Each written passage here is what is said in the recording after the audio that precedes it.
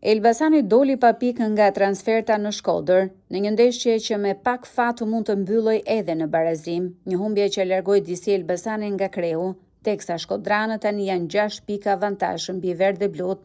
Ish kapiteni Gentian Bylykbashi tha se humbja në Shkodër nuk është dram dhe për më tepër të vihet në diskutim final 4, madje ai ka besim se Elbasani i ka kapacitetet për të luftuar edhe për titullin kampion. Ishte një ndeshje shumë e luftuar për të dy ekipet. Kishte ritëm, kishte momente me raste nga të dyja ekipet, ishte një ndeshje mendoj për kornizë për kampionatin shqiptar. Edhe pse terreni ishte shumë i rënduar nga rreshtet e shiut, u zhvillua me të vërtetë një ndeshje shumë e bukur.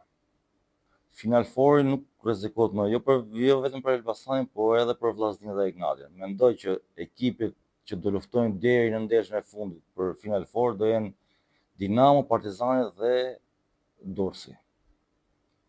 Normal që duhet besoj tek titulli kampion, se është një nga sezonet më të mira këtyre viteve të fundit, plus që ndeshja që ka zhvilluar Elbasani të japin besimin që mund të arrijmë edhe tek titulli kampion. Sa i përket të ndeshjes së radhës me Vorën në transfert, Bylykbashi ka besim te 3 pikët, ndonë se vlerëson kundërshtarin.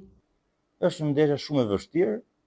Vora ndeshjet brenda i luan shumë mirë, ka një trajner që zhvillon një futboll shumë bukur, por mendoj që me ndeshjet që ka zhvilluar Elbasani këtë sezon dhe sidomos ndeshjet e fundit, besoj që do ja dalim për ta marrë 3 pikë. Aktualisht Elbasani ndodhet në vendin e tretë me 42 pikë pas 24 javësh dhe synimin kryesor ka pjesëmarrje në Kupat e Europës.